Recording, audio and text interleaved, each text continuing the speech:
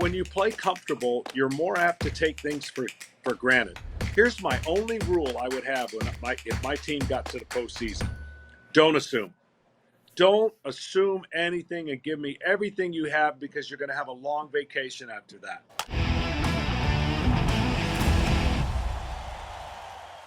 A million-time winner of the National League East, one-time World Series champion, closer, starter, and now look like you're on vacation. I mean, you finish your Fox broadcast and they just put you straight on the porch? I'm at the golf course, working at my game, trying to get ready for Q school now. How much does the playoffs absolutely ruin your swing? And is it your swing or your putting that the playoffs ruin? Putting, body, had some really, really good travel this year. New York to LA, got that route down pat. Thanks to the Mets and Yankees, there was a lot of East Coast, West Coast travel, but yeah, good to be home. And certainly, I'm still stunned we didn't go back to LA based on that game and the way it went. At what point were you stunned? Before the game, when you know Gerrit Cole's going, you're like, okay, we're going back. Or when they're up 5-0, or when they went ahead 6-5 and they had the game back in hand. 5-0. I've been part of some really bad losses. I've lost 4 World Series. They don't feel good. They don't taste good. You wake up and you go, how did you lose? And I can't imagine they're not doing the same thing, saying, how did we lose that game? That game was played perfectly by the Yankees going into the 5th inning. And then everything that they did to force a game 6, it's a bad clinic on how to undo it in one inning. I mean, we're never going to see anything like it again. And I thought I had seen one of the worst Super Bowl losses in my lifetime. It is the worst Super Bowl loss, the Falcons against the Patriots. You just sit there and go, if you play that game 10 more times, you're winning all 10. It's the same thing with the Yankees. They play that game in the exact same situation 10 more times. They win the next 10. But in that one moment, they did not win the one time that it cost them. Yeah, you could hear it. You can even hear it in your voice how shocked you are. And I think everybody was, especially, if you're a Yankee fan, you're sitting there like, holy cow, this is just incredible. Because it just wasn't one error in the inning. It was 2, and then the guy didn't get over. I don't know. It's a shame to me. But my question to you, after game 1, when Freeman hit that grand slam, you think that crushed the Yankees and that pretty much was it after that? Or do you, where you think is like, it's okay, that's fine? Because in me, I felt like that was a big, big blow right there, even though it was game 1. Yeah, listen, that was really bigger than just a loss, because the favor, I thought the way the Yankees could win was going to be because of their starting pitching.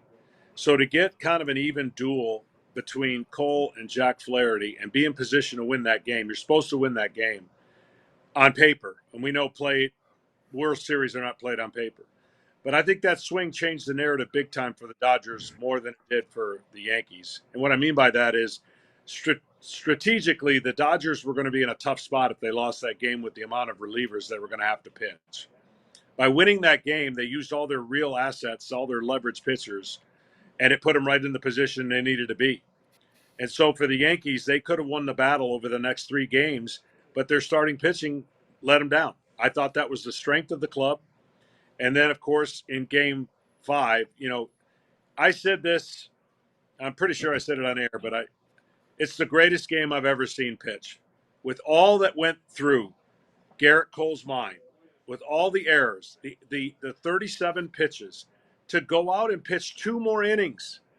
I'm just telling you, they're done that. Mentally, you could tell he was fried. That's probably part of the reason he didn't cover first. But I just felt like the momentum of that grand slam did more, obviously, for the Dodgers than it necessarily did damage against the Yankees, because I thought they would win a long series. I really did. I thought they'd win a 6 and 7 game series because of their starters and because of the way the Yankees and the way the Dodgers would have to use their pen. It looked like that momentum had flipped. I had another question, but when you brought the thing up about Gerrit Cole, Can you take us into that mindset? I'd never pitched, obviously, besides in blowout games where I'm throwing an inning on the mound and nobody wants to see that. I'm watching his body language like I would do as a catcher, and I'm watching it that inning. He's shaking his arm out. He's taking deep breaths. He did a great job of keeping his same flow and rhythm. But in your mind, as a pitcher, when you were in those spots, what is the hardest thing to overcome? Is it the fact that they didn't pick you up? Is it the fact that you're digging deep? We saw the most 99s that inning that we did the entire game. Is it the fact that now something's starting to hurt? Are your legs tired? What is it that you would like pinpoint? You're like, whoa, nobody feels this ever in their life. Yeah, I thought he picked up his teammates extremely well with the 2 strikeouts with the bases loaded. But what happens is you just can't believe the play didn't made. It's like everybody goes through a moment where you throw a pitch, you make the pitch, and if a guy gets a bleeder, you can deal with it. If he chunks one in or just hits one off the end of the bat, there's nothing you can do about it. But when it's a soft fly ball and something shocks your system like, oh, shoot, after a base hit, now you start thinking a little bit more about situations you wouldn't have to. Then you get the ground ball. In your mind, you're like, great. And then you go, oh, shoot, now it's bases loaded. So everything in that inning got to a point where not only was he doing damage control, mentally, you're like, I should be out of this inning. And I said on the air that 2 outs, after you get 2 outs with the bases loaded and nobody scores, that's the most dangerous time for a pitcher. The adrenaline rush is off the roof, off the charts to get those 2 strikeouts, and then you know you're 1 out away, and then it doesn't happen 3 straight batters. It takes the air out of you. You don't ever want to throw 30 pitches in an inning. He threw 37 of the high, most pressure pitches you could ever put somebody in. And to come out of that game tied and pitch the 6th and the 7th says everything I needed to know about Gerrit Cole. Smoltz, so first off, great to have you on. Thank you for the time. And I know it was a busy week. You guys crushed it on the broadcast as usual. So here's my question for you as someone that's called quite a few games with you in the past. And I think you and I see eye to eye on this. Certain parts of our game now are awesome. Certain parts of our game now have been tweaked with the rules. That sometimes helps. What I'm getting to is fundamentals. The Yankees versus the Dodgers was one of the more glaring differences that I've ever seen in a World Series matchup, right? The Yankees were the worst. You don't need numbers to show. I watched plenty of Yankee games. They were, as John Sterling said, like drunks on the bases. They made obviously terrible defensive miscues. It made sense that all added up. What do you think needs to be fixed for them? Like, is it, hey, we need better coaching, development, and spring training, all of that? Or is it just some players don't have it and they need to find more guys? I keep using Tommy Edman as a name, as an example, to fill into that Yankee roster to be more of a baseball player to solve things. Yeah, I think sometimes you are what you are, and you can hide it for a long time in a regular season. You can overcome it with thug and homers. Listen, when I sat down to get all the statistical information, this was a dead heat statistically. But then when you watch it play out, you realize it was a very flawed team with those things you just mentioned. You wouldn't know it unless you're playing a really, really good team that doesn't do those things. If the Dodgers played somebody that got into the World Series that was such an underdog, you can make 4 or 5 of those mistakes as the Dodgers and overcome it just because you're that much better. But when you're the Yankees playing a really fundamentally tough and mindset team, you cannot afford to do that. And so it starts in spring training. I think there's some guys that play very comfortable. And there's nothing really wrong with that on the Yankees. But when you play comfortable, you're more apt to take things for granted. Here's my only rule I would have if my team got to the postseason. Don't assume. Don't assume anything and give me everything you have because you're going to have a long vacation after that. You cannot assume a play's going to be made or you're going to be out. Give me every attention and concentration and detail. Pressure does make you do crazy things, but don't assume. Don't play lackadaisical. Don't play comfortable. And that will keep you from making some of those mistakes. And I think that the Yankees fell victim to the things that most people saw throughout the year who followed them, and it bit them at the wrong time of the year. It just could not be any worse timing. And I think that digging a hole and playing kind of careless baseball, the Dodgers pounced on it. Here's what I think most people don't understand about that 5th inning. The Dodgers did not take anything for granted. They were ready. They ran. They got the 90 feet. They didn't assume the ball was going to be caught. They didn't assume the play was going to be made at third. They did everything. They fought off 2 strikes. They put the ball in play. They got sac flies. These are things why the Dodgers won the World Series. You guys won 14 division titles, 14 straight division titles. You had Hall of Famers all over your roster. Did you guys have an issue with fundamentals? Because we look at the Yankees right now. We're talking about it because we just watched it. We can't go back and watch every one of your playoff runs, but fundamentals get exposed in the playoffs. Do you feel like your team lacked some of those fundamentals, or was it the playoffs happened and that's what happened? We were pre-analytic offense before the analytics came into the game. We struck out way too much. We were a home run hitting team with really solid starting pitching. I believe we lost our first 8 World Series games by 1 run. We just didn't put the ball in play enough. We rarely got outpitched. Maybe our bullpen wasn't super strong there for years, but that was really the bottom line. You go all the way to start the first Game 7 in 1991. We had second and third, nobody out in the 8th inning in Game 7. You have to score, and we didn't score. And there were many of those opportunities. So when you get there that many times and you fall short that many times, it comes down to execution. And whether it's making a clutch pitch or getting a clutch hit, we just didn't have enough of it to make the claim. But when you go dissect every single World Series game we played, not only were we in every World Series game, you can make the argument we should have 4 rings. But that's the beauty of sports. You know, the year we got swept by the Yankees, we had the lead in the first 3 games of that series that we got swept. And you forget about those things, and then you get to Game 4 and we got shut out. So that's really what I look back and I say we had too much swing and miss. Our lineups were filled with power, and our pitching staff was filled with our starters that ate up majority of the innings. Aaron Judge said one of the things he'll never forget till he dies is dropping that fly ball. We talked about it yesterday about how, for some reason, as players, you remember the losses. What is your one moment that you will never forget that was a mistake by you or a just miss by you that would have gotten you guys, another ring? Yeah, 96, never forget it. We were down 3-1 to the St. Louis Cardinals. And in the next 5 games, I think we outscored 54-4, 54-3, those 5 games. We went into Turner Field, and we were up 2-0 in the World Series against the Yankees. We didn't win another game. I lost my game 1-0 on an unearned run to Andy Pettit. We lost Game 4 with a 6-run lead.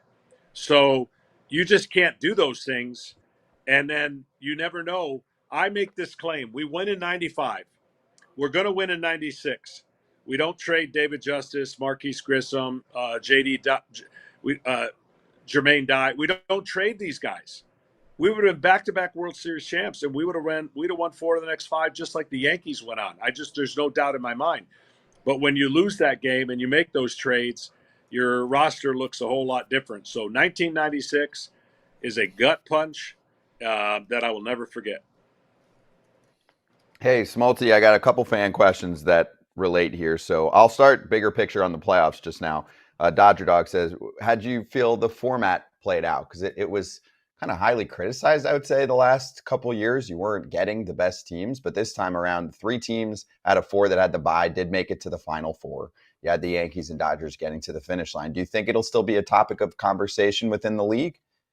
I do think it still will be a topic. I'm glad we didn't have any more topics to talk about what needs to be tweaked, but we need to reward the best teams in baseball, and they need to find a way to get over that rest that really starts out slow. I've made the argument that if this were not to happen again this year, then maybe it's time to give those 5 games, all home games, to the team that's sitting and waiting to play. And then if you lose, you got no excuses. But I'm glad we're not talking about it. It's a system that is different, and I think over time people will learn how to navigate and be rewarded for having the 2 best records in each league. And then Siege in the chat said, how much did Smoltz love when Doc Roberts let Blake Trinan eat in this game? I mean, he was, obviously on field there, looking at what Blake was bringing to the table. He had it for a while. Of course, you can talk about Buehler and what he did better than anyone, being a starter usually in life, and then suddenly being asked to be the ninth inning guy to close this out. So I'll just big picture it. What'd you think of Doc's performance here in the World Series? You've called plenty of playoff games, I think, with Doc managing. Yeah, this is the best he's ever. There's no manager that could have navigated this any better than Dave Roberts. Listen, he was quite honest and frank. He lost a certain way the previous 3 times. He says, I'm not losing that way anymore. And some might think that way is analytically driven, and I would agree. He didn't say as much, but I can read between the lines sometimes. He went with a lot more information with his eyes as well as he went with what they needed to do. Look, the Dodgers did not have the assets or resources that would typically be when you leave spring training with the roster they had. His ability to manage the bullpen and manage the games that were winnable was perfect. And the games that he couldn't win, he hung in there and he just managed it accordingly. I thought that Game 5 was so well managed that you could make the argument that it was 5-0 and he didn't have to pitch the guys he pitched, even with a day off. And he went and trusted his offense that they were going to come back, and they did. Listen, when you throw 3 or 4 bullpen games, you're not supposed to have that kind of success. It doesn't work the way people think it should work. There's too many probabilities to things that can go wrong. But what he did and how he did it, it takes all the pressure, the monkey off the bat, all the things that you want to say about the Dodgers in the past are gone. Even the COVID World Series, gone. This is a team now that has multiple championships and that 10-year contract, along with what they signed in those 2 players, Ohtani and Yamamoto. So my hat's off to the managerial job that he did. It was right up there with Bruce Bochy in my mind, and it might have even been a little better. All right, so lastly here, off topic, I'm looking at Michigan State football schedule and Rutgers football schedule. They play each other at the end of the year. Looks like they're both going to be they'll both have 5 wins, and it's going to come down to that 6th win to get into a bowl game. You and I are going to have to talk about, what we need to put on that game, because that's going to be who's going to go to a bowl or who's not. So we have to figure something out. Is that game at Rutgers? No, it's in Michigan State. I'm reading it now. All right, well, we've already won more games than I thought we were going to win this year, so it's already been a pretty successful year. Got a huge one with Indiana, but yeah, we might have to talk. That's going to be – you're right. That'll be the one that sends the team bowl journey or not.